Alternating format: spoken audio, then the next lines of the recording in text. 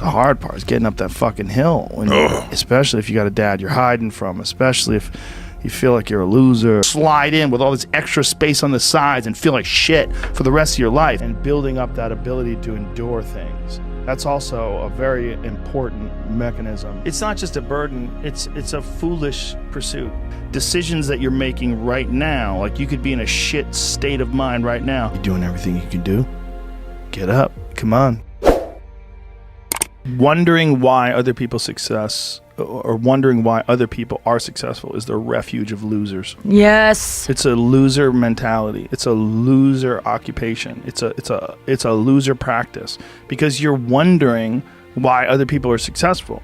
Like, who gives a fuck? You can say you think it sucks, but to spend time wondering why someone is successful and hating on someone for being successful, that your mind, you have a certain amount of bandwidth. This is why I don't read Instagram comments or Twitter comments or YouTube comments. Like, I don't have any time. If I read them, it's an accident. But to seek them out, and go, like, you have bandwidth. I don't spend time wondering why I hate things or hating on someone or being jealous. You have, let's call it units. You have 100 units of bandwidth in your mind. So that means there's 100 units that you can spend on things you care about, or you could let your mind be occupied by some stupid fucking Twitter feud that you're in with some idiot that you don't even know, and you could spend 30% of your Twitter bandwidth or your mind bandwidth on this, and then you only have 70% for the things you love. And then maybe you're involved in some fucking relationship with someone who's an idiot, and you're arguing back and forth with them. Well, there's another 30% that's gone. Now you have 40% left. You have 40% for the things you love instead of 100%. But if you only concentrate on the things you care about that mean something to you and learn how to do that, like you were talking about meditation, it's a form of meditation to test yourself. And when you test yourself and you have to figure your way through something or change the path because the path you were on was unsuccessful, when you're doing that, it's really good for the mind and for the, I hesitate to say the spirit because I think that word spirituality is so beaten down. When I was like an amateur, I would see guys that were killing, and I'd be like, fuck him, like, why is he doing good? Like, that guy sucks, and this guy sucks, and, you know, how come he got this and he got that? And then I remember thinking, like, this is a gigantic waste of time. And I got into comedy because I'm a fan of comedy. And my concentrating on people that suck or being jealous about people that are doing well does me zero good. But instead, if someone does well, I can be inspired. And I can get fired up by it. I mean, I figured this out in my early 20s. I was like, okay, this is I have a poor way of looking at it because it's a martial arts thing. Because in martial arts, like, you can't be jealous of someone else's ability. You have to realize you might have to fight them someday. So by realizing that they're really good, you're forced to be objective about it. And you have to go to work. Like, you have to go, fuck, that guy's better than me. I got to get better. And you have to go to work. There's no positive benefit in underestimating someone. Underestimating someone will get you fucking killed. And it's powerful for everybody. It's powerful for them. It's powerful for you. Yes. It's like there's no negative aspect to it. It's like you should be thankful that there's women out there that make you feel uncomfortable. Yeah. Like, when I see someone just murder on stage, fuck, I want to go to work. I want to go write. I want to get home and write. Yeah. I want to go perform. I'm like, fuck, that guy just killed. Or holy shit, she just crushed. Or she's out there killing it. And he's doing so good. It makes me want to work harder. And in that sense, as long as someone's not doing anything bad, as long as someone's not victimizing someone, what they're doing is they're showing you that it's possible to do better than you're doing. Yeah. And that's good. I think there's something to doing difficult tasks that it makes life easier. I really believe that. I think it makes life more enjoyable. I think it makes the bright colors brighter. And it makes the dull colors, even the bad moments. If you have real positive experiences with difficult things that you choose to do on your own, I think it mitigates most of the hassle of life. It's hard to be comfortable with yourself, so it's very hard to be comfortable with other people. That's why I always stress with people, like, you've got to accept yourself for what you've done wrong. Do your best, and also find some difficult shit to do, because that gets away a lot of the anxiety that you carry around in your body. A lot of difficult things make regular life less difficult. And that sounds so simplistic, but particularly physically difficult things. Because when you do things that are physically difficult, the strain of making yourself do those things, it's very valuable. It's not just valuable like exercise and fitness and martial arts and running or whatever you're doing that's really difficult. It's not just valuable in terms of like health and the way you look, but it's also valuable for your mind, maybe even more so. Because regular life can be confusing, and little things that go wrong and little problems that arise are exacerbated by the fact that you're not accustomed to dealing with hardship. So creating your own bullshit, whether it's through fucking some brutal kettlebell exercise or running up hills or something, is extremely valuable for you also, not just accepting the nuanced perspectives of other people, but also being able to navigate through this world with some sort of an understanding of just how complex it all is and how weird it all is, and not be overly thrown off by every little dip in the road and pothole that you encounter. You got to push past that creepy resistance that Stephen Pressfield wrote about in The War of Art. It applies not just to art, not just to writing.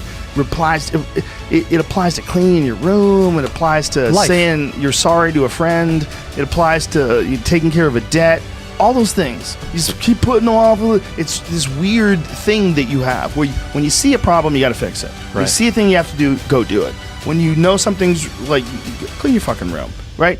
That's what Jordan Peterson always says. Clean your room. Clean your room. And that really is what he means. Well, my workout I schedule every Sunday. I schedule everything that I'm going to do during the week. I say I have to do yoga 2 times this week. I have to lift weights 3 times this week. I have to run twice this week. And however I fit that in, I fit that in. But I owe those things. Okay. So I have to get those things in. The only exceptions are injuries and sickness. So that's the schedule. And then on top of that, there's other things that I enjoy doing. Kickboxing, jiu-jitsu, work those in when I can. Then diet. The diet is pretty strict in terms of like no bread, very few carbs, no sugar, no bullshit. Like healthy food, a lot of vegetables, a lot of meat, game meat mostly, wild game. And I take vitamin supplements every day. I take multivitamins, I take probiotics, I take vitamin B12 and D and a lot of different things. I just, I do everything that I can to put my body and my brain in a good place so that I'm keeping my engine smooth. I'm changing my oil, I'm changing my spark plugs, I'm making sure that it's operating. I mean, it's not gonna be perfect, but I know that I've done my best to keep it working the best that it can. At lunch. Do you brush your teeth? Do you take a shit? I do. Go to the gym. I do. Just go to the gym. Yeah. Just like, don't give yourself an out. The problem is you give yourself an out. Yeah. Like, you can't give yourself an out. Why do I do that, though? It's Stephen Pressfield wrote about it in The War of Art. Yeah. It's a great book. If you haven't read it, The War of Art. It's a real small book. I used to have a stack of them. I used to hand them out to guests. He talks about this thing that we all have, everyone has, not just me. I mean, everybody that does anything has. And it's like this voice in your head that wants you to do nothing.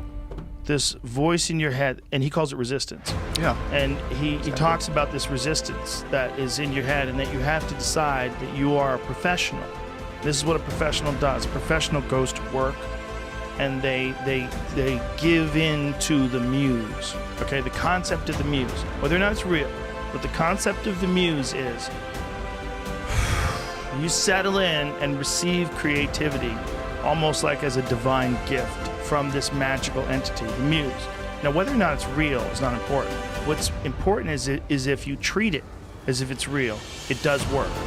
And what works is if you dedicate your time and your focus, like realistically, with a professional, disciplined effort to creativity. You show up every day like a professional, but you show up to be creative. If you just do it on a regular basis, ideas will come to you. Where are these ideas coming from? Well, his concept was to think of it as you're a professional and you're getting these ideas from the muse. And this is what you do. You show up and you do the work, you focus on it, and these ideas will come to you. And that's really true. If you really stop and think about it. If you write something, whether it's the most brilliant thing you've ever written or whether you're not good at editing and it turns out to be dog shit, where's that coming from, man? You're just sitting down in front of your laptop and these thoughts are coming to you, and all of a sudden you're talking about a kid who's riding a bike and he gets attacked by a werewolf. Like, where the fuck is this coming from? If it's not coming from the muse, where is it coming from? Well, it's coming from my creativity. Okay. Do you know how to access your creativity like you can blink? No, you don't. Do you know how to access your activity like you can lick something or perform any sort of physical function that's repeatable? No, you don't. It's a non-repeatable thing. Treat it like it's magic. But treat it like you're a professional and you show up to engage with the magic. So every day, at the same time, you sit down in front of your keyboard and you start working. And just put in the work and force yourself to do it. Force it like a muscle, like the same muscle that you develop when you go running every day. And then you get to the point where like 7 days in, you start fucking feeling good running. Right. So you start to feel like you're good at it. You start feeling like you're getting better. Yeah. You're just in this world where you just can't wait to just run away. And how do people get stuck there? How do you think they get stuck there? Bills. Bills, like financial bills? Mm-hmm. Right? Yeah. Bills and commitment. You have an apartment you have to pay for. You have a car you leased. You have a wife that you have to feed. You have a child you have to raise. You have to. You have your mortgage. You have your this. You have your that. And that's where it all comes from. Where do you think opportunity plays into that?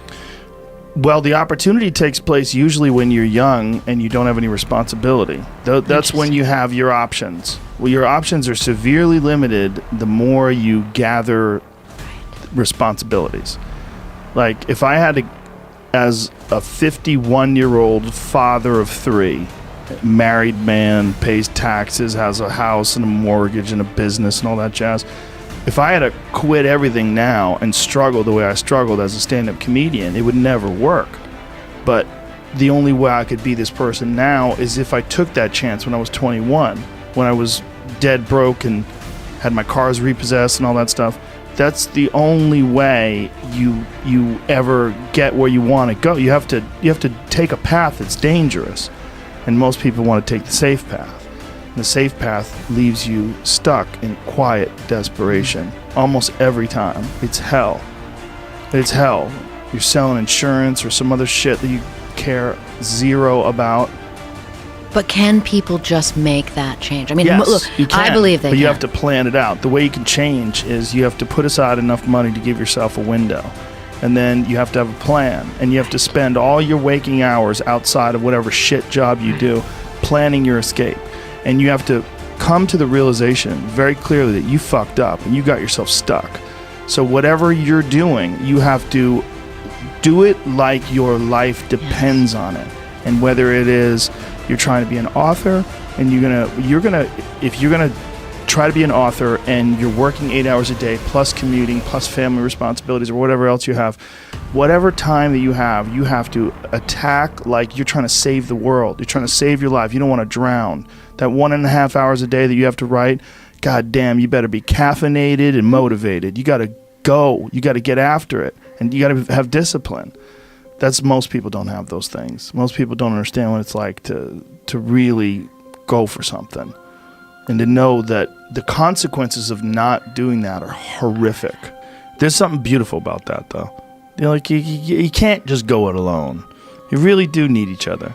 And like, if you accomplish everything you ever want to accomplish, but nobody's there with you, nobody cares, nobody likes you, that don't mean shit. Yeah. It's useless. Absolutely. Like, love is the most important thing. And that sounds so cliche, but without love, it's all useless. Yeah. It's all useless. There's no personal satisfaction in accomplishments if nobody loves you.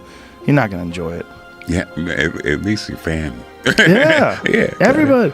And the more you can spread positive energy, the more people will love you. The more you'll have that community of love. The real message is we all started from nowhere. I mean, we all had bullshit jobs. We all felt like losers. But through time and effort, you build a stronger human.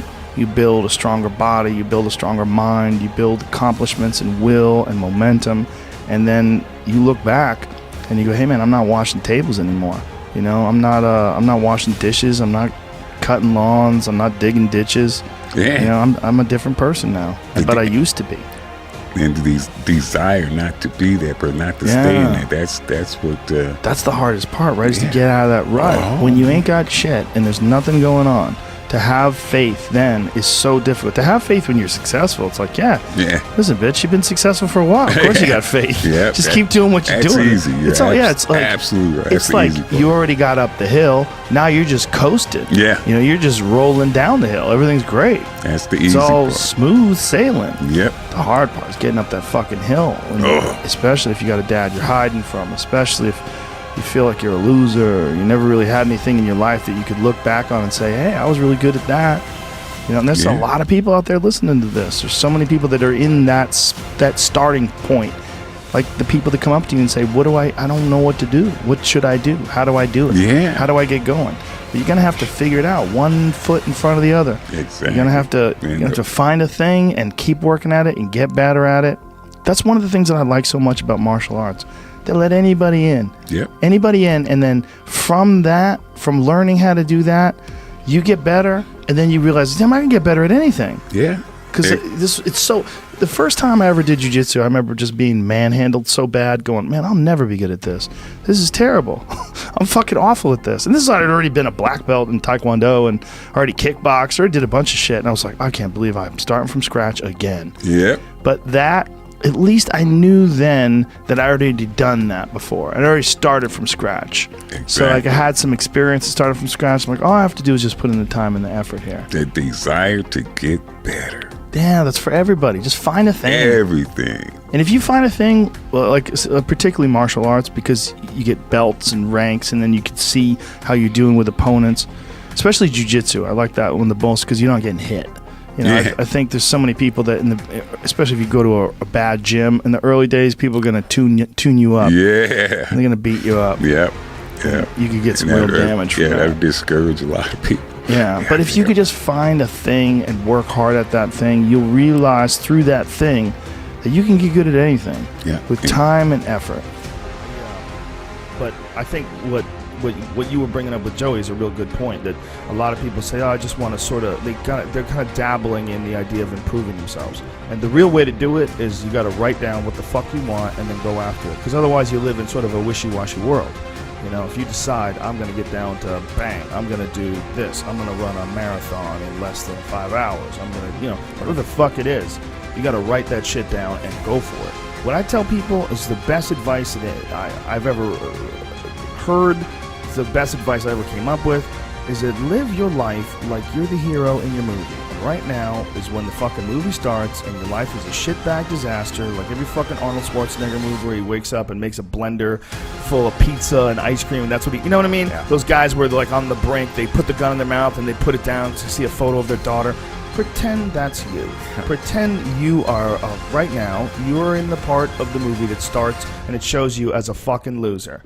And just decide not to be a loser anymore. Live your life like there's a documentary crew following you around and you are analyzing your own behavior. Do what you would want to do so that your kids one day would look back at it and see that documentary and look on it with pride. Like, wow, my dad was a bad motherfucker. He really did what he had to do. Wow, my mom really got her shit together. I love a success story. But even more than a success story, I like a dude who fucks his life up and then gets it back together again story. Those are my favorite stories. And the way to do that, you got to write shit down. You got to think that you are the hero in your own fucking movie, and then you got to sit down and you got to write shit down. Write down what you need to do. Most people play the role of the victim in the movie, right? Sure. Yeah, this life is fucking me over, man. I could have had this and I should have had that. And why does this guy get that? And why does that guy get this? And all things that are completely unrelated to you. Yeah. All things that you find other people's success as a downfall in your own existence.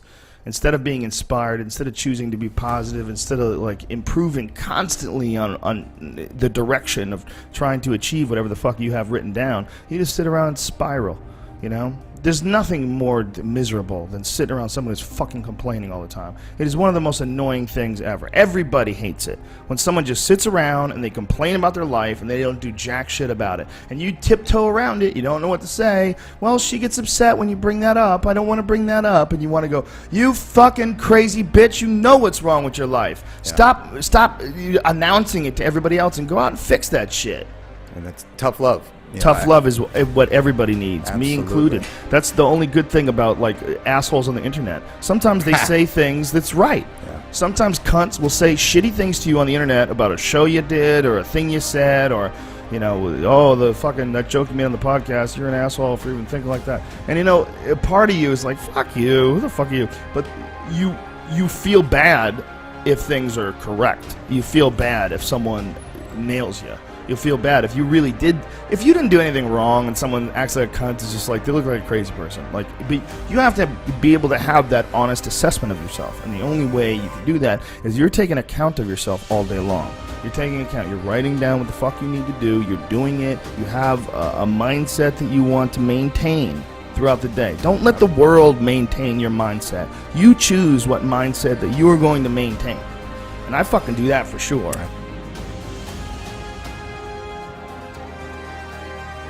Everyone has a different personality. They have different interests, different things that they would be really satisfied pursuing.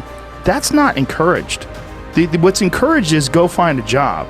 What's encouraged is go find some place that you can shove yourself into. Go find a square hole that you can stick your round peg and just fucking jam it in there and shave down the top and the bottom so you slide in with all this extra space on the sides and feel like shit for the rest of your life because you need a job, because you're in debt, because you have credit cards, because you have student loans, because that's what everybody does. And so you do it too. That's what's wrong. What's wrong is that we don't give, it's like we let them figure it out on their own, and it fucking takes forever.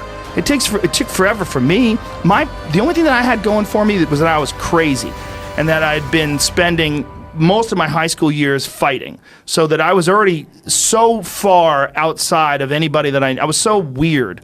I didn't fit in anywhere. I was weird too. Isn't that funny? I didn't feel like I had a pot. I knew one thing. I couldn't work like a regular job. Like I had to figure out something else because like there's the idea of it was literally the idea of being in an office was like torture. Not only that, because you're in debt, you get nervous, so it suppresses your ability to express yourself and take risks. Because cycle. You don't want to lose your gigs. Your health is your engine. Yeah, your health is literally the chassis, the tires, the brakes, the engine of your vehicle that you move through this life with. And too many people don't pay attention to it. The lack of energy is a killer, and as you get older, especially. It's not just that. It changes your ability to do things. If you don't have energy, not only will you not have the energy to pursue things, but you won't be able to do them the same way. If you have energy and enthusiasm and say like you're healthy and you want to write a book, you're going to have thoughts that'll come into your mind that won't come into your mind if you're exhausted. Agreed. And that's fucking huge. That's huge for anything you're trying to pursue, whether we're talking about furniture making, whether we're talking about being an author, whatever it is. Well, here's a better one. Pretend there's a documentary crew filming your success story. And they're following you around right now. What would you do? What would you do if you knew that there was a crew following you around with cameras documenting your future incredible success, and they want to catch you in the act of it all? You would do all the right things you would have to do. Think about that. Organize it. But we are saddled down by so many doubts and so much just mental horseshit that keeps people from action. Don't be scared of failure. I think failure is awesome for you, and that's one of the reasons why, like I said, I like doing things that I suck at. You know, you could get real complacent if you're really good at something and you only do that thing all the time. I agree with that, and you're not growing anymore. Yeah, you're just not challenged. You're not at the bottom of the heap. You know, if you start jiu-jitsu right now and you're a white belt, you're like, oh God, what the fuck? How could I ever get good at this? And it's humbling. But in that humbling thing, you learn about yourself, you learn about discipline, and you build up that engine, that muscle that is trying to work things out and figure things out. Did you ever see that thing they did on HBO where LeBron James was talking to people about stuff, and he was talking about like his real life competitiveness and how crazy he gets about stuff? No, but I'd love to see that. It's really interesting because he's very smart and very articulate, but also very honest and an insane winner. I mean, he's an insane winner. And all those insane winners, they have this, no. They have this thing like, I'm going to fucking win. They have this thing. And you see it come out of him when he's talking. You go like, oh, there it is. Of course you have that. Right. Like Jordan has that. Everyone has that. They all have that. Every insane winner, Roy Jones Jr., they all have it. If you're an insane winner, you have that weird thing inside you where you just fucking hate to lose and you're insanely competitive. But it's rare that you hear them express that. Sometimes like after they retire, you hear people talk about what they were like when they were playing, and you kind of get a sense of like Jordan in particular, what he was like. But to hear him describe it while he's in his prime, like right now, is really interesting. Yeah, I don't think anybody's I don't think life is. I don't think we're programmed to be steady and stable, because I don't think there's never a time in human history where life has been like super peaceful and easygoing. Like you have these little kind of breaks where no one's coming over the hill with a sword and a fucking gang of barbarians. The orcs are not breeding Yeah, for they're a not. little while. So you get a little break, and that's part of what people appreciate about life is those breaks. But you have to have the chaos too, and I think it's kind of built into the system that there is always going to be this up and down, and I think it's also built into the way you interface with life. You know, you're not always going to feel great. You're going to have weird days, you know, but those weird days where things are shitty, one of the things it does is it really makes you appreciate the good days. And I think if every day is too good, that's the problem with people that are on like certain medications, which sort of make everything a 7 or a 6 all day, every day. It's just gray and pale and boring. Yeah. And there's no ups and no downs. There's no nothing. It's just flat. I'll take the life of the poet, the 1s and the 10s, those screaming, blistering 10s, and those fucking heart-wrenching 1s. Like, for sure, I'll sign up for that. What else are we gonna do? Try and just ride out the middle ground like that? That's just less interesting to me. There's a lot of lessons in those ones. You know, The biggest ones. You come out of those like a different person. Like you learn things. Like that's one of the things we always talk about with stand-up comedy. Like stand-up comedy, if you talk to a comic that tells you they never bombed, either they've been stealing jokes or they're a liar. There's no way. Like if you're writing material and you're taking chances and you're performing a lot and doing a lot of weird bars and different shitty little clubs, which is one of the things you have to do, you're gonna have days where you suck. But those days are so motivational. Like they're some of the most important sets. I used to hate when I have a bad set. I still do. But now I know the next one will be excellent. Because I'll be fucking so angry and motivated and pumped up. You know, and also aware that can happen still.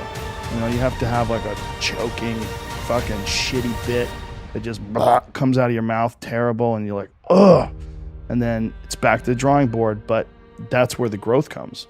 Every time I've gotten better at stand-up, it's almost directly connected to bombing. But this is chaos. This whole thing is chaos. We're in chaos soup. And it's just flying around at all times. And you should be appreciative that all these gears are in motion. All these things are happening even while you're not watching. So people out there shooting guns and driving too fast, drinking and popping pills and fucking their neighbors. And it's going off right now somewhere. You know, and I think the people that are really worried about chaos, like, you know, you should be worried about safety and the health of your loved ones and all that stuff. I get that, but too many people are trying to curate a life of total passivity and calmness, and that shit's nonsense. You're gonna die. They're minimized by work. You know, the more effort that I put in my life, whether it's exercise or particularly like running and yoga and martial arts and doing stand-up and doing podcast, the more I do those things, because I'm creating my own struggle.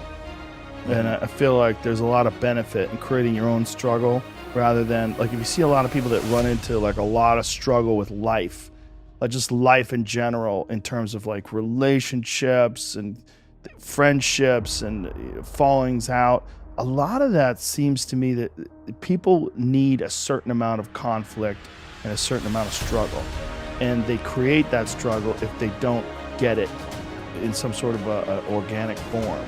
You know, if you're not at war with a neighboring tribe, or you're not worried about predators, you create a struggle with your girlfriend or with your buddies, or, you know, with the people at work, your coworkers. The more I create my own struggle, the more I orchestrate it through training, through exercise, and just rigorous physical struggle where you're knocking on the door of whether or not your body is going to make it through this. The more you do that, the more I feel like it minimizes those other struggles in life. I like it that way better. I don't need any real horse shit in my life. Yeah. I like to make my own horse shit. Yeah. Yeah. And it seems like, but it really does seem like doing that minimizes other things. Because like if you're running hills, right? If I'm running hills and doing these sprints 400 or 500 yards up this hill, it's so fucking hard to do that's all I can think of. And my body's heaving, my heart's pounding, and I'm just push. And all I'm thinking about is my breath. Things get minimized. Everything else is sort of like that's a real struggle. Like that's almost death. Like your heart is going 180 beats a minute. You're pouring sweat. That's like a design. I'm doing it on purpose. And I'm doing it to squeeze out all the excess energy and angst that my body might be putting on, that sort of confuses you about the real significance of interpersonal conflict and relationship conflict and work conflict. So much of it is like exaggerated by your own body's desire for some sort of action, something going on. So I've found that the more I do that myself, the less I have that in my everyday life. And then also I have to do all the shit I'm supposed to do. I have to do all the work, including family stuff. Like I spend a lot of time with my family. I orchestrate it. I go to the Comedy Store after the kids go to bed. I get up with them in the morning. I help them get ready for school. I either take them to school, I go with them when my wife takes them to school.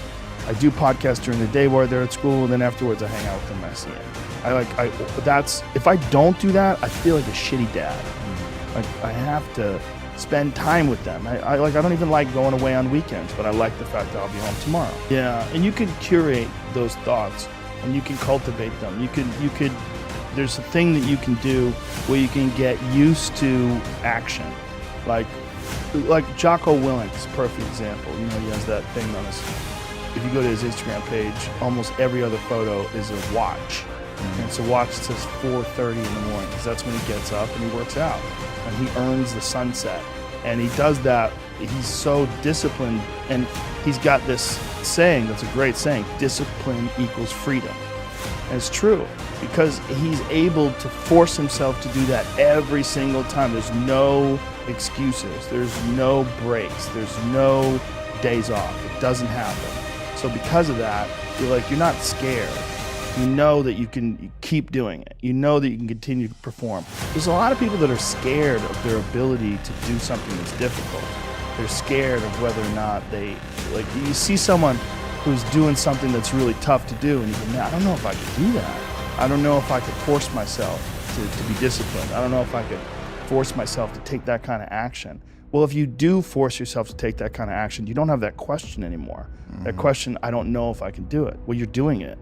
So you obviously can do it. Can you do it tomorrow? Well, you did it today. Or can you do it tomorrow? Just do it. That Nike slogan, just do it, it's one of the greatest slogans of all time. It's so true. It's so good. It's so much better than live your truth or any of these fucking stupid ones that you hear today that people keep spouting out left and right. Get out there and go fucking do something. Just go. And then in the middle of doing it, it'll become easy. Even if it's not easy, even if it's hard, it's easier than not doing it and wishing that you had done it. Yeah, that's like that video that we did a while back, Be the Hero of Your Own Movie. You know, you are not your past. You're you. You're you right now. Like the past you might have done some things you wish you hadn't done. Don't dwell on that. You learn from it, that's fine, but don't dwell on it. Just keep moving. Keep moving. You know, use it as fuel. Say never again. You know, I get what I did wrong, but don't think that you're that person that made those mistakes. You're the person who's learned, you know, and to have that attitude is a really important thing. And to not say, why am I doing this now? I could have been doing this my whole life. Well, you weren't, so the fuck is that going to help? Yeah. You know, you gotta not think like that. You just got to be happy you're doing it now. You know, Russell Peters has gotten really heavily into jiu-jitsu, and he's been doing jiu-jitsu now for a couple years, I think 3 years. He's got his blue belt, and we were training together the other day. He's like, God, I wish I started when I was younger. I go, well, yeah, but you didn't. So shut the fuck up and let's keep going. Right. Like you can't, that shit ain't gonna help anything. You got a time machine, bitch. And by the way, if you did start when you were younger, who knows? Maybe you would have never done stand-up, or maybe you would have not gotten so into it Maybe you would have been more into jiu-jitsu. Maybe, maybe that's better, but whatever it is, it's not happening. Yeah, no, it's critical I think for me personally, I don't know for everybody, but for me, I like to do a lot of different things. And I like to do things that I'm not very good at. And doing things that I'm not very good at, I learn about learning. And I think learning about learning, like especially new things, it's so, especially for someone who does something and has been doing the same thing for a long time. Like I guess LeBron's been doing with basketball, or, a stand-up comedian like myself has been doing stand-up for 30 years. You do it for 30 years. I've been doing the same goddamn thing for a long time. What I find makes me better at stand-up is not just doing a lot of stand-up, but also doing a lot of other things, and particularly doing things that I'm not good at. And they don't like archery never makes its way into my act. Yoga doesn't make its way into my act, but doing those things that I suck at, it helps. Yeah, that's the reason why I got this tattoo. I mean, this tattoo is Know the Way broadly, and you can see it in all things. That's Musashi. Yeah. I mean, that's true. I mean, knowing that you can achieve a certain level of excellence, whether it's at martial arts or anything you're doing, if you do know what that feeling is like when you've worked for years and years and years and you've achieved this certain level of excellence that's very unusual, you realize like, oh, that could be achieved in other venues. You just have to find the venue, apply the discipline, and that's where you get so much more benefit out of a struggle that you choose to embark in versus a struggle that life throws upon you. And I think the more you choose to embark in these struggles, these especially physical and mental struggles, because I consider both martial arts, yoga, and actually even trail running, I consider the mental struggles as much as physical struggles. Like, because I could stop anytime I want. I'm halfway up the hill, I can go, fuck this. Yep. Fuck this, I'm walking the rest of the way. Yep. Call my dog over, put him on the leash. I'm like, we're walking, buddy. But, or you could say, no, this is what I'm doing today. I have a very clear plan in front of me. My plan is we're doing 4 miles today. This is where we start. This is where we end. This is what we're doing. That's why that hot yoga is so goddamn hard. Because first of all, it's 90 minutes, and doing anything physically difficult for 90 minutes, it's hard to exert yourself for 90 minutes. Man, the last 20 minutes of hot yoga is one of the most difficult things I ever do in my life. Because when I do yoga, one of the things that I do is I do it 100%. I don't half-ass it. So when I'm trying these poses, I am fucking straining. I'm trying my best. And it is so hard. And I've done a lot of yoga, but every time that class is about to start, I'm like, fuck, here we go. Because I know we're going into 90 minutes of suck, 90 minutes of 105 degrees suck. And, and then once you start sweating, your body heats up. You might as well be in a sauna. They're doing a study at Harvard about what are the positive benefits of hot yoga, and they think that it mimics sauna, but they don't know, so they have to do this long-term study with a bunch of different participants and measure cytokines and see whether or not it actually does mimic the heat shock protein benefits of sauna. Because that study that they did, I think it was in Sweden or Norway or some shit, where they found a 40% decrease in all-cause mortality due to sauna. 4 to 5 days of sauna, 20 minutes a day at 180 degrees. They found a 40% decrease in heart attack, cancer, stroke, everything across the board. Like, your body wants to be tested. It wants to. Always. And that sauna sucks a fat dick too. The last few minutes when you're looking at the clock and you have 5 more minutes in this fucking 190 degree box of cedar and pain. Like, fuck. But you get out of there and your body thanks you for it. Like, you don't get better at anything. Well, I guess you do get better at anything lying in bed. Like, you need that too. And I think that enduring something and building up that ability to endure things, that's also a very important mechanism that you could apply to everyday life. Like that, the mechanism of understanding how to endure. Because a lot of people are just running from discomfort. They're running from it. They're just avoiding it. It's so easy to. And like, if you get distracted for a second, you're like, let me check my phone. You just start going through your phone and looking at bullshit, and you're just distracting yourself from the tiniest frustration of boredom. Just a little. We don't get bored anymore. Or if we get bored for these tiny amounts of time, then you get distracted. So your distraction is eliminating your boredom. But the problem with that is like there's certain thoughts that only come to you when you're thinking, when you don't have any input coming in. When we're constantly looking at our phones, the only input you're getting is input from other people. And sometimes that's good. Sometimes you get good stuff out of that. But it's like a diet of only fruit. You know, like, hey, motherfucker, you need some protein. Yeah. Like you need to get some other things in your diet. You know, and I think having discomfort in your diet, like having it as a regular part of your life, it minimizes the amount of other kinds of bullshit that you create. I think also stepping away from the hum of civilization is good too, because whether we like it or not, we're caught up in the hum of civilization in a way that it's almost impossible to measure. It's happening to you if you're in traffic. It's happening to you when you're around large groups of people. There's a constant inundation of input from other folks. And when you're in the woods, one of the first things that you realize, especially when you sit down and you look out over a large ridge and valleys, you see the mountains behind it, you realize this stuff doesn't give a fuck about me. Right. It's been here long before me. It'll be here long after I'm gone. Perspective. Yeah. It's the ultimate perspective enhancer. And, you know, it's just, you just look around, you just see these things that are out here hustling. Just birds looking for shit to eat, and animals looking to eat a bird, and you know, and then other birds flying around looking for animals that are, you know, eating on the ground. It's crazy. It's something that if you're not accustomed to it, it's not a normal experience for you. When you get out there and you soak it all in, and you are in the forest and you are in nature, it's very humbling, very humbling. It just puts it in perspective. Like, you're just a part of this insanely huge ecosystem. Mm-hmm. And these cities and this hum, this unnatural thing that we've created that we really haven't adjusted to yet. It's not good to spend that much time in that, because also you can get caught up in the way everybody else thinks. And they're not always necessarily thinking a way that's beneficial for you or for them. It's the opposite of social media. Yeah. You know, like, it's not what you want people to think. It's what it is, you know. Yeah. The opposite of what we were talking about earlier, where people are trying to portray their lives this perfect thing and have the perfect photo with the perfect filter and flexing their abs and all this.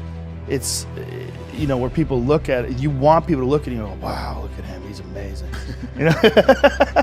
Yeah. But instead, you know, when you're out there and Sedona or the mountains of Colorado or whatever, and you're just out there, you're like, there's no amazing motherfucker. This shit's been there 1,000 years. You're next to a 400-year-old tree. There's a mountain lion staring at you 400 yards away. You don't even know it. Yeah.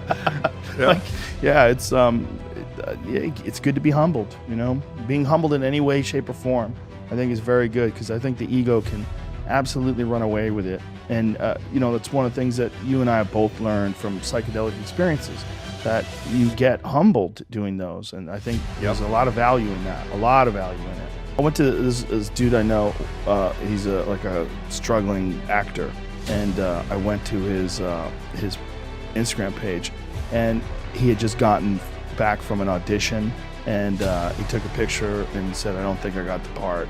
And like a sad look in his face, and I looked down and said 6 likes. That was fucking depressing, man.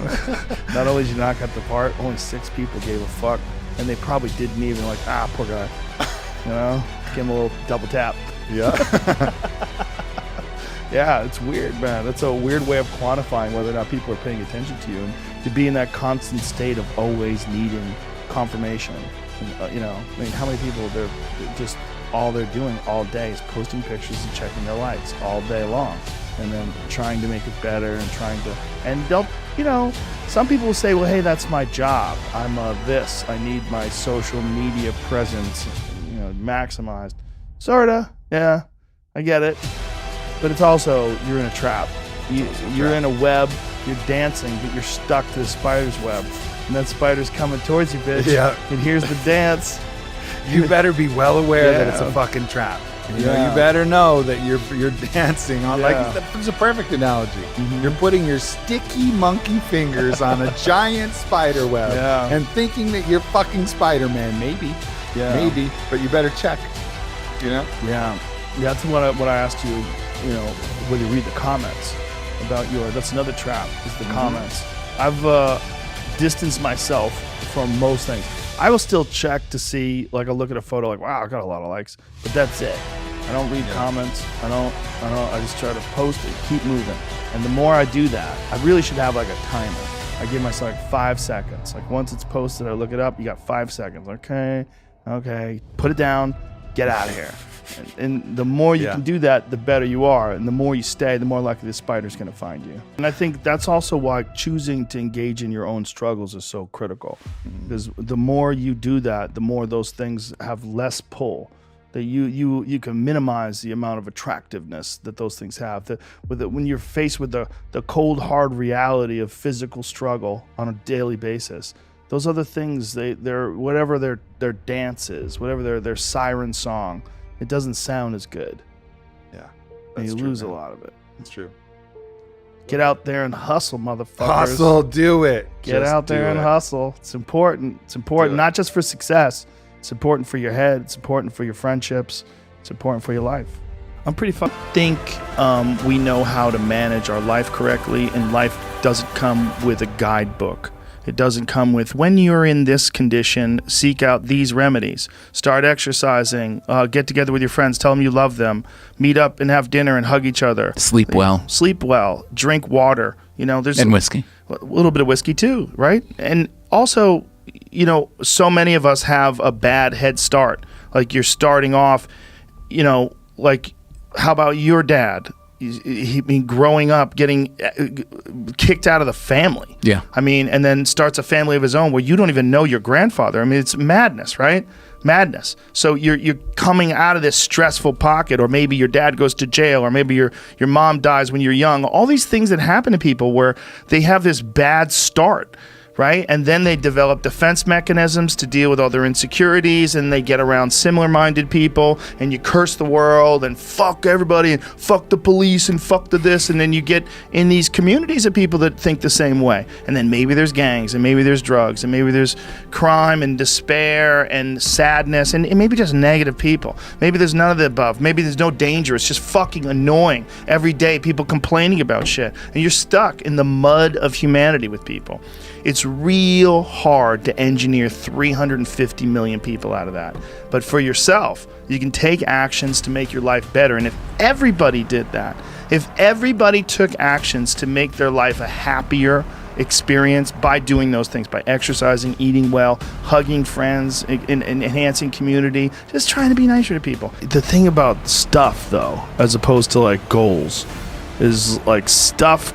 You could always just keep buying stuff and making money to buy stuff. And then you find yourself being one of those people that just does stuff for money because you want to buy the stuff. I've never done that, though. But there are people like that out there, right? You know, I've heard Steve Harvey talk about money, like how much money he wants to make per year. And someone was making fun of it. And I was thinking, well, he's in this vibe where he's trying to get stuff and make money. And you got to make money to get stuff. And you get sort of in this game of accumulating more and bigger and better things. For me, the most important thing is the stuff that I put out if people like it. Yes. Like if I do a podcast, well, let's say if I do a UFC and I suck, if I stumble through something or I make a bad call or it's not, that shit will fuck me up for days. And there's nothing you can do to nothing fix I can do to fix it. You'd get a Lamborghini, a Ferrari, it's not going to help fill that void. Wouldn't do a damn thing. So same with a podcast. If I do a podcast that doesn't go well, if I do a set, the set doesn't go well, or I stumble through a joke, all I care about is the stuff that I do in terms of like progress. I focus all my progress on that. That's how you self-help. You self-help by people who've done it, and you learn what they did, and you realize there's no shortcuts. Right. And then you learn to embrace that no shortcut mentality and enjoy the suffering and the grind of it. And what we talked about earlier, there's no fucking finish line. It doesn't exist.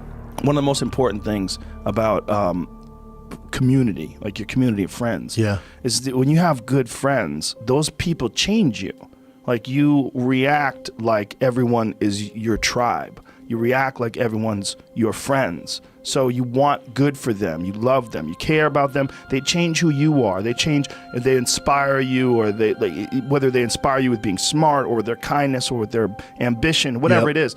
That we're not individuals. We're a piece of a community, always. And that community, even if it's a small community that you call family, that piece is dependent upon who you do that piece with. Like, you might be an amazing dad with the right woman, but with the wrong woman, you might be so frustrated with the relationship that you're not as good a dad as you are right now. There might be chaos going on all the time. There might be situations you put the kid in where you're yelling and screaming at each other that the kid shouldn't see.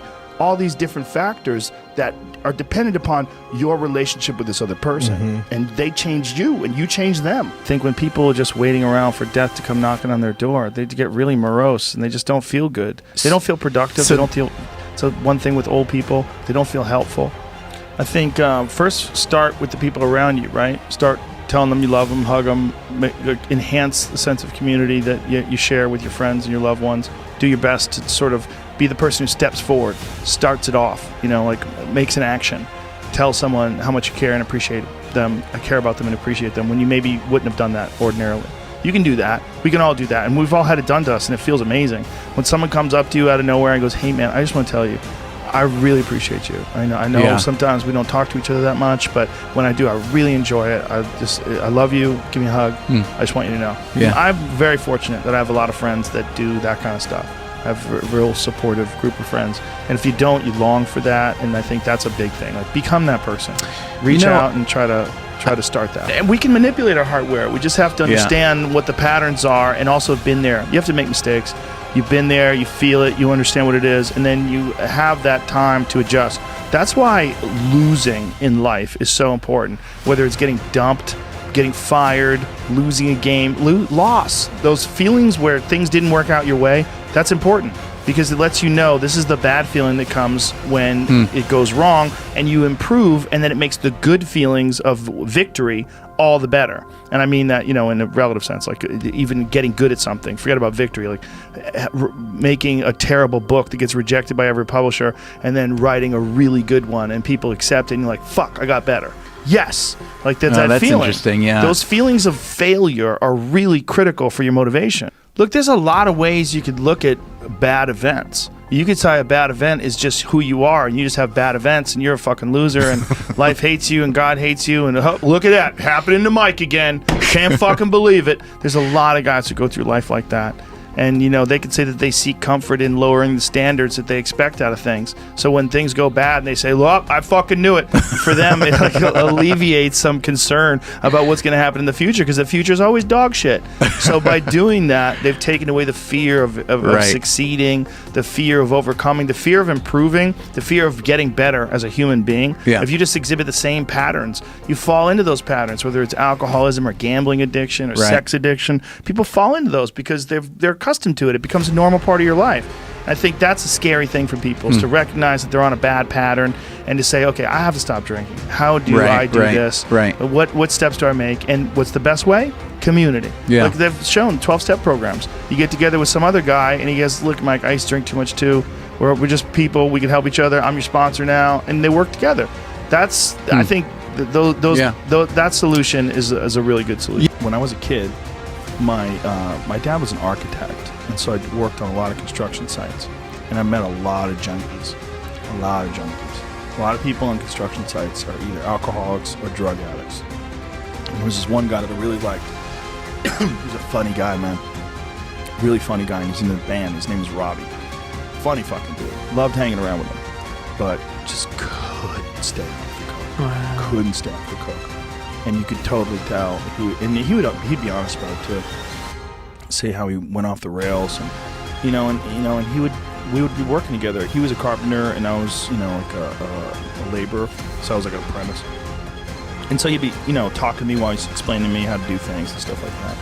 And he's like, yeah, I'm just fucking tired of this. I'm getting my shit together. The band's getting back together again. We're writing songs and this and that. And then he'd come in Monday looking like shit. Just looking like shit, real grumpy, didn't want to talk, had a headache. Yeah. And, and he'd admit it, went off the rails. I think with Robbie, too, part of the problem was he was very disappointed in himself. Yeah. You know, it was booze too.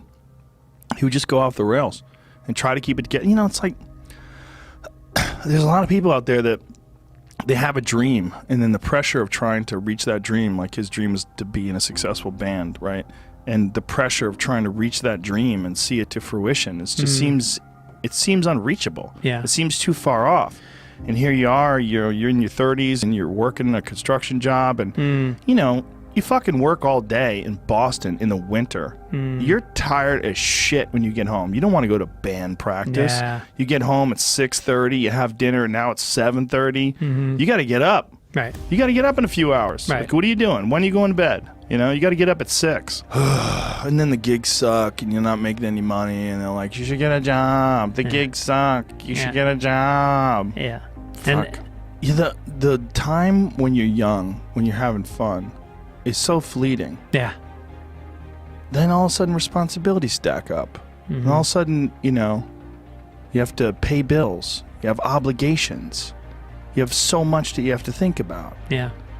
For so many people, there's this period of their life where they look back to whimsically. Like, that was the time when I was free. Yeah. And oftentimes, when you're pursuing wealth at all costs.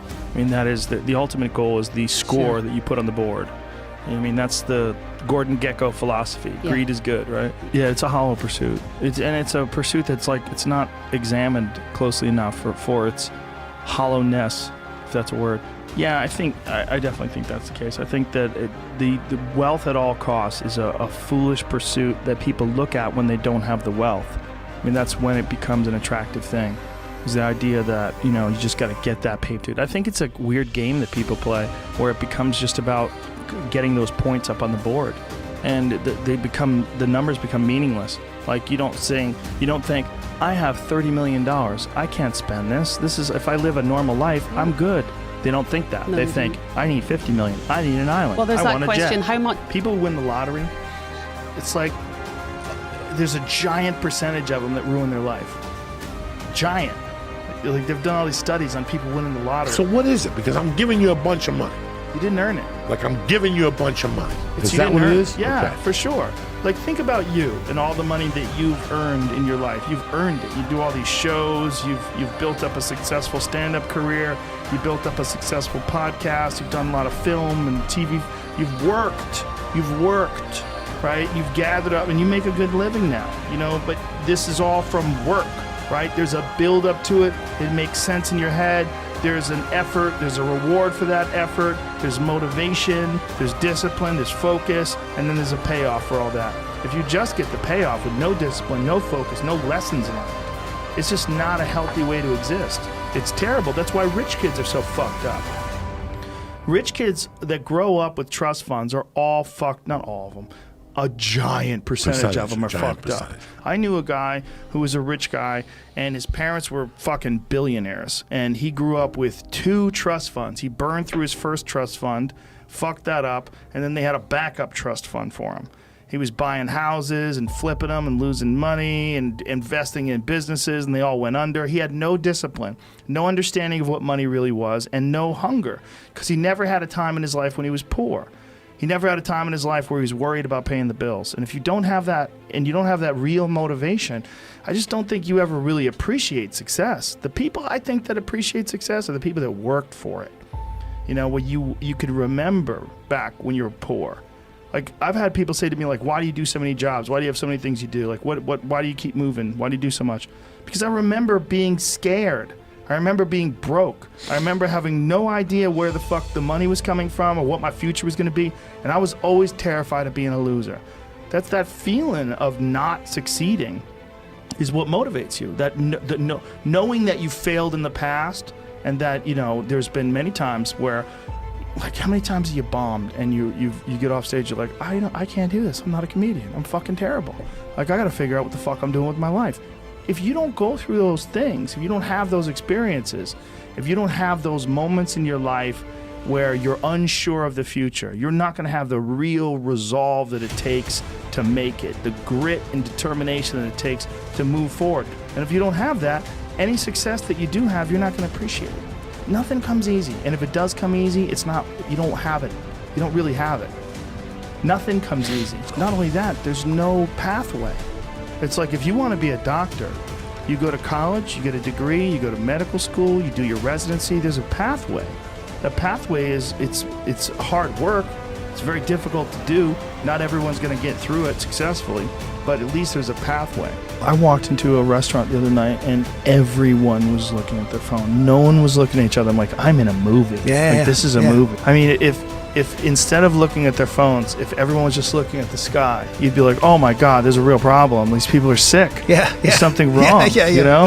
If everybody's just sitting there with their hands open, like staring up at the sky and sitting next to each other, you'd be like, these people are sick. There's something wrong. They need help. Instead, they're looking at nothing. They're checking their feed over and over again. Someone's complaining about Captain Marvel being a woman. Well, I think there's two things. I think one, we didn't earn it. Is just given to us, right? It's not like we did all the work to curate all this technology and put it together and figure out how to implement it in our daily. No, we just went to the fucking Verizon store and picked up a new phone. I mean, that's what most people are doing.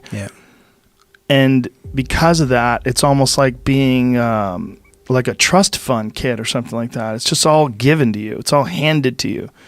All this, you know, I feel the same way sometimes about weapons. I feel like the discipline required to learn how to use one and create it and build it and then understand the responsibility of actually using it on a human being, all that shit's out the window. You just go to the store and buy it. You know, there's no requirements of you other than you never killed anybody yet. Have you driven over anybody in your car? No. Have you robbed a bank? No. Okay, here you go. You beaten your wife? No? Oh, okay, here's a gun. It's fucking strange. And this as a human being, the lack of discipline and accountability that we have, and this ultimate access to all these things constantly, and many of them become just massive distractions. Well, I don't think we operate very well without legitimate conflict in terms of like actual things you need to worry about. Like when I used to live on the East Coast, one of the things that was really noticeable was that when it snowed out, people were nicer. They helped people when they were broken down the side of the road.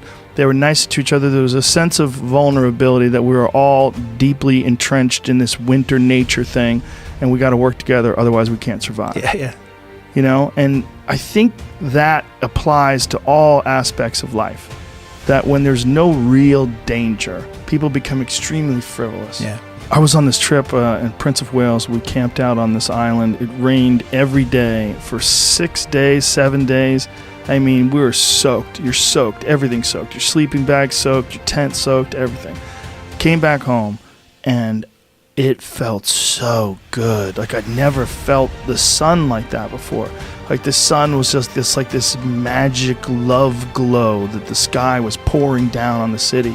Everything felt so happy, and I realized like, you can't really appreciate this until it's taken away from you. When it's taken away from you, then you understand what it is.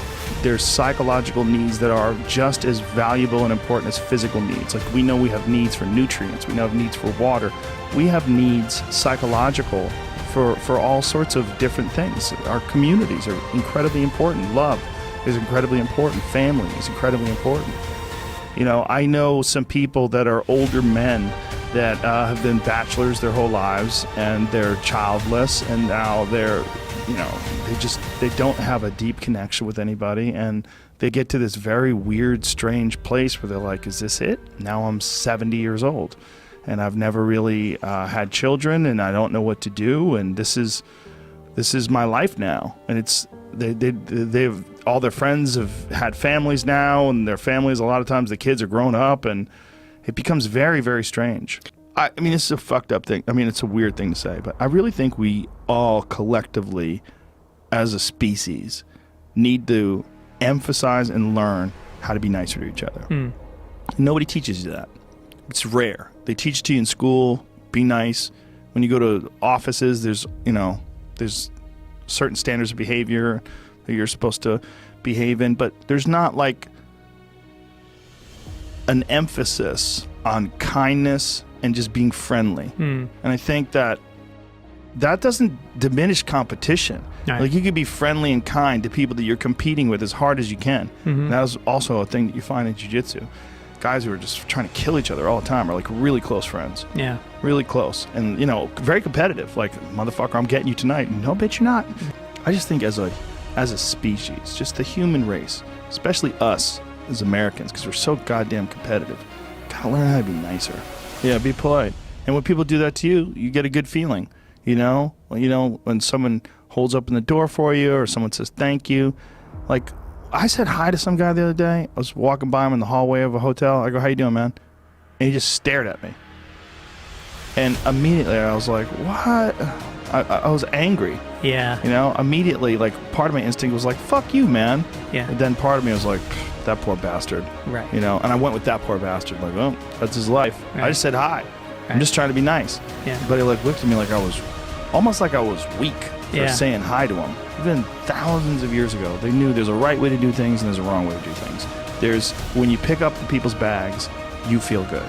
Let's tell kids that. Yeah. Let's teach people that. You pick up the bags, you feel good.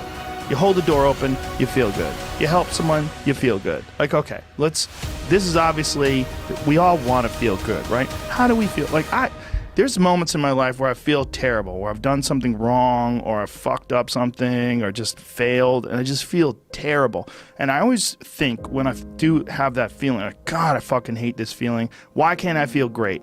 Why can't I just feel awesome right now? Well, because it didn't go well. And this is like the psychic reminder. This is that jolt of energy that's letting you know, like, hey, you went on a wrong path. You fucked up. You tanked this. You crashed that. You did wrong. Like, you're supposed to feel like shit, right, so that you don't do it again. Yeah. But conversely, when something good happens, when you help someone, when someone can't get their bag in the overhead because it's too heavy, and you help them and you hand it to them, and they smile at you and you smile at them, you walk off the plane, you feel good. You feel good. You got to teach that too. Like, you have to remember that, and you have to go, why do I feel so good? Oh, I felt so good because I helped that lady. Yeah. You know, I felt so good because I said hi to that guy, and that guy said hi to me back, and we looked at each other and go, you know, made some niceties or whatever. Yeah. And that's part of the joy of life, right, is those friendly, fun, nice interactions with people. But when you got your shit in order, it's easier to have those experiences. When you don't, my personal experience, when I don't have my shit in order and I've made mistakes and I fucked something up, it's very hard for me to enjoy anything. Yeah. I just go through the motions. I feel like, oh, if I have something that I fucked up, and then I have that terrible feeling, but I have to hang out with my family and my kids, I just ride it out. I just have to ride it out. I try to be real friendly and real sweet, but I don't feel good inside. I feel terrible. And I go, well, this is going to go away with contemplation, with understanding. This feeling's going to go away, but you got to ride it out, you know? And I know I can ride it out because I've wrote it out before. Yeah. But for some people, man, they don't know what to do there. Right. They don't know what that feeling is. They feel like this is their life. And then that feeling, if you don't conquer it, you get comfortable with it. You get used to it. You get used to failing. You get used to that terrible feeling, and then you start pouring booze on that terrible feeling. Right. Or pouring drugs. But I'm now in the group of be kind. Yeah. And as I've gotten older, first of all, I never went out with the idea that I would create something that millions of people would see. Never. This was just something that happened along the way. And as it was happening, I became more and more aware of the impact and then the responsibility that comes with that impact. And just through that process has made me a far nicer person, because I'm really aware of, you know, mean shit. Like I don't attack people. I don't like it. I'd rather just not, you know, and I don't even want, like, if someone says to me before the podcast and they have before, hey, would you do me a favor and not talk about this weird thing that happened to me? I'm like, I don't want to make you uncomfortable. I don't. We could talk about a million things. You're a human being. I'm a human being. It's not like a specific, I don't want gotcha moments. If you want to talk about something that's in your heart that you want to get out, I'll talk to you about it. But I'm not a mean person, you know? And when I was younger, I was. And when I was younger, I was in the group of, fuck that, tell them the truth. They need to face reality, get your fucking shit together. And as I've gotten older, I've realized, like, that's that's me worried about myself falling short. That's me worrying about my own failures, and then wanting to sort of reinforce my own philosophies in other people because I was insecure. I'm really into like people having a big stake in community. And I think when you look out for other people, that's when you have the biggest stake in community. And I think that's one of the things we're missing today. We can do it in our neighborhoods, like we were talking about, like you know your neighbors, it's really nice. But I think we can do it in an expansive way, as long as we didn't give in to the temptation to be shitty to people that we don't know, and to treat everybody as if we're all a part of a community. I think that can be done. And I think the best way to sort of enhance that kind of thinking is to make decisions that are for the downtrodden. Make decisions that are for the working class and the people that are struggling and the people that are just trying to put food on the table and keep a home heated. That's concentrate on that first before anything, because those are the hardest hardships. Yeah. And there's too many people that have this idea that everyone that's in that experience is there because they're lazy or because they don't work hard or because people really think that. They do. That's they so make ignorant. excuses. There's a lot of people that do think like that, but it is because it is that they're ignorant. But it's also that they don't know. They haven't experienced what those people experience. And if they, this is the thing about every person alive. You look at a person who's doing great. Look at a person who's falling apart. You would be that person if you did what they did. There's not much difference between us. Agreed. Unless you're talking about physical things, like the difference between Usain Bolt's running speed and the difference between mine. Like there's just certain physical things that are unsurmountable. I'm fucking positive thinking, bro. Like it's not happening. It's not happening, right? There's certain things you can't get past, but there's a lot of things you can. Yeah, you know. agreed. And one of the problems that we all have is our perception. The way we look at things. If we could look at things as more like we're all cool, we're all together. Like nobody wants you to do bad. Like let's all do good. We can all do good together. We could all go forward with that mindset. Well, this there idea are that some we're all, people that want you to do bad, and those people also deserve attention. Exactly. They need a fucking hug. They need a hug. For They're just so human scared. history, we're treating them the wrong way. Yeah. We're treating them like we need to kill them and drown them in the river. they're not the bad guy.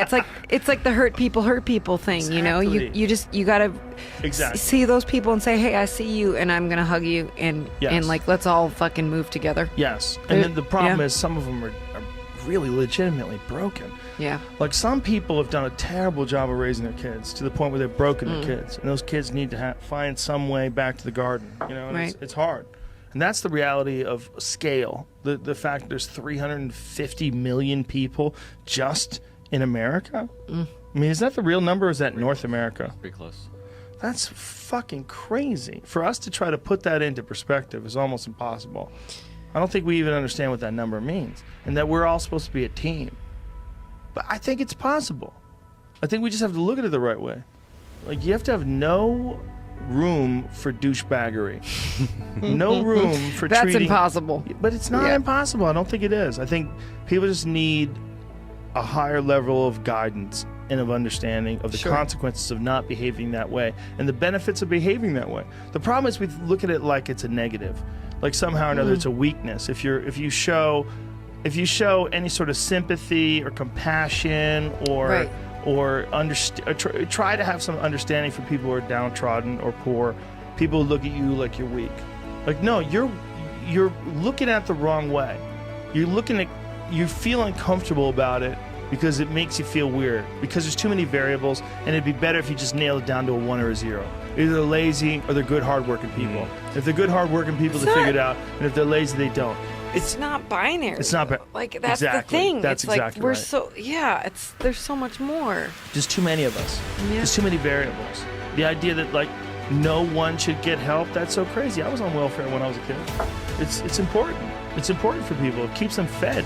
Yeah. Like gives people a chance. Like that doesn't mean that people are gonna come steal your money. It means we should all chip in a little bit.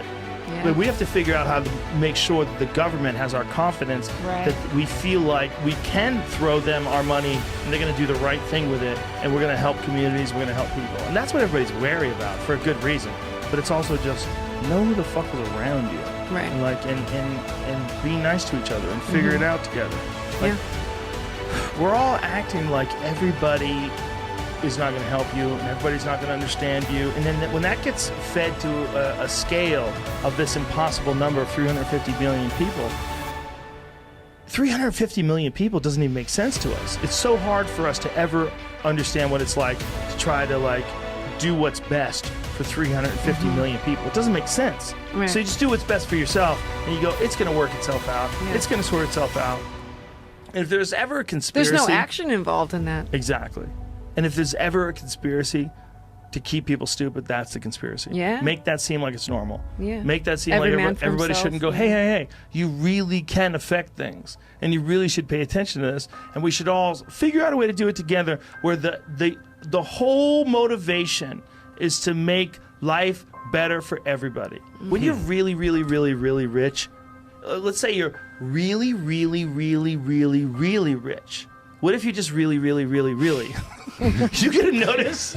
Bitch, you ain't noticing shit. You're not gonna notice. But you are contributing in a dynamic way to a system that helped you get really, really, really, really rich. See, the balancing act is not wanting to get to a place where you stifle people's need to do well because they need to have some sort of motivation. Some people do. You want them to have motivation, but you want them to feel good about contributing too. Sure. That's what's up. It's not this idea that they're going to come steal your money. It's like, no, you're going to help. You're going to help. We're not stealing any money. You're going to help people that can't help themselves. Like there's people, you might have got lucky. You might have got a good parent in a good situation, a good neighborhood, good school. You did well. Some people don't. Some people get fucked when they're really young. They get robbed. They get beaten up. They get tortured. They get scared. That's normal in life too. And you can help them.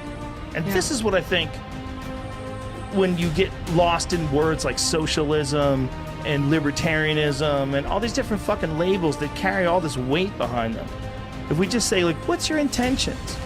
Is your intentions to make the community a better place for everybody and make people happy and make sure people have food and make sure people are loved and make sure people are in a warm... That's what we should do as a community. That's what we should do. All that other stuff is bullshit.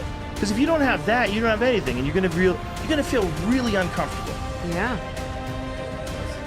That's the thing. And these fucking labels, whether it's liberal, Republican, you fucking cuck, you know, you goddamn hippie, all these different labels of people. It's so easy to dismiss people with these labels. And they have such an agenda. Right, and it plays on that part of the human psyche that wants to be a part of a team and attack opposing ideas, and it becomes a fucking tribal thing. People get tipped good or bad, one way or another, depending upon how you approach them. Sure. And this is the thing that a lot of us get wrong. You run into someone, they're a dick, you're a dick back, it turns into a fight. You're like, oh, that guy was a fucking dick. Yes. But sometimes, when someone's a dick and you're not a dick, they stop being a dick. When you're wrong, it's a gift, because that humility that comes with being wrong is what really helps your education as a person. Yes, agreed. As a fucking girlfriend, a boyfriend, a lover, a father, a son. You learn when you fuck up. You learn like, goddamn, I was wrong. Like that's a valuable lesson because it's a humiliating lesson. It's not just a burden. It's a foolish pursuit. Like you should relish every opportunity to apologize and say you're wrong as a showing of strength. Yeah. Because if you think you're strong, you think you're strong and you know you're wrong and you don't tell the truth, well then you're a fool. You're missing out on an opportunity for you to be strong. For you to show that you're strong, to show that you made a mistake. I've made a lot of mistakes. I make them all the time. I'm a fucking dummy, all right? I do my best, but ultimately at the end of the day, there's a lot of dummy in me. And I do my best. But if I make a mistake, I will fucking own the shit out of that mistake. If you talk to me about it and you want to have a discussion about it, I'm not one of those people that...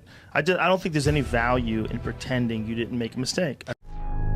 Be the hero of your own movie. If your life was a movie and it started now, forget about whatever financial disasters you've had, personal failures, relationship failures. What would the hero of your life's movie do right now? Do that.